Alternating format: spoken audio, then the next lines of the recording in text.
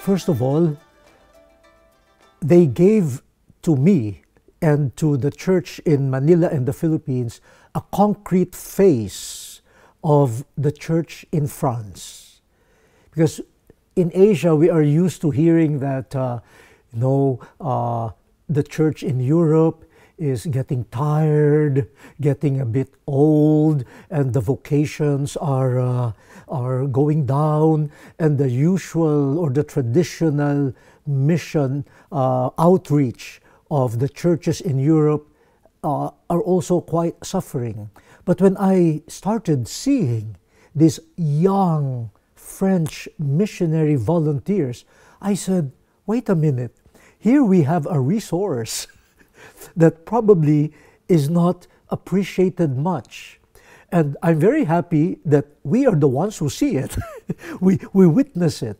And especially this sincerity in giving to the poor the dignity that they have as children of God. So my question to myself is, if I were a young French man, would I do what these young people are doing? And I have to say, I would probably hesitate.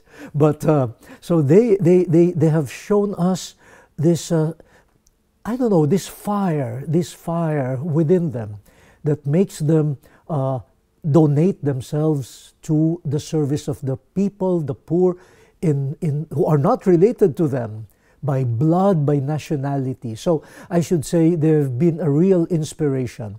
And I'm also quite happy to note that some of them even started thinking of some sort of vocation to the priesthood or to religious life, So it's really inspiring. In Asia, we are the biggest continent in the world, and it's not fair to talk of only one Asia. Actually, there are many Asias. We classify the worlds of Asia according to food and how we eat. So you have banana leaf Asia, you have chopsticks Asia, you have curry Asia.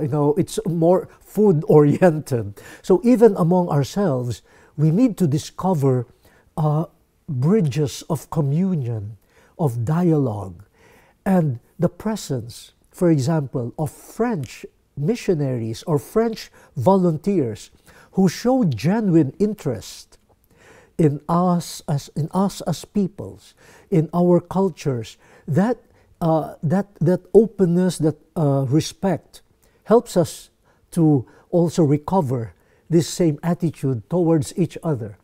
So it's a circulation of love, I should say. I would say, look, every life has many options, but every life also has a direction.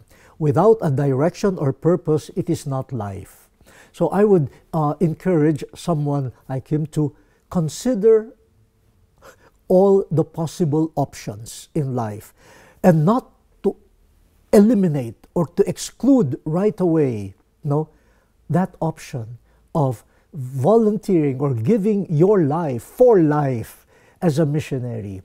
Because nowadays, when people think about their future, they will say, I will go into computers, I'll go into law, I'll go to medicine, I go to business, etc. I say, that's good. List all of those options. But don't forget, there's one other option, the MEP. And then your options are complete now, and then you choose.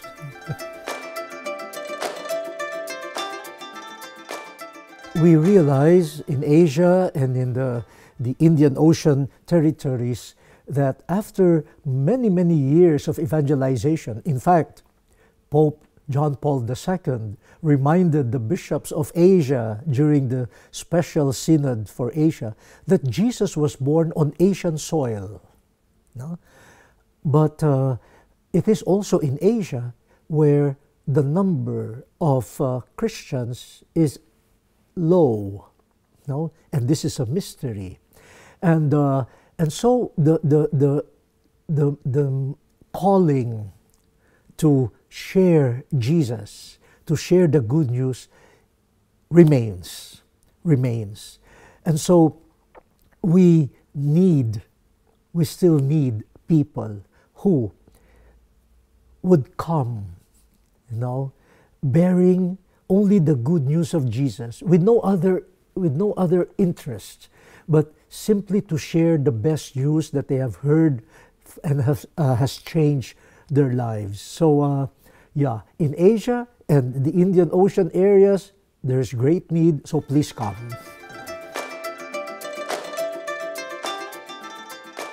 If we're talking about real mission, the mission of evangelization, what is important is an experience of Jesus, an experience of the news that we will share.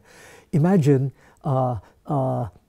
if you have not seen, you have not heard, you have not touched the person that you are sharing, then you will make the mission sort of simply work.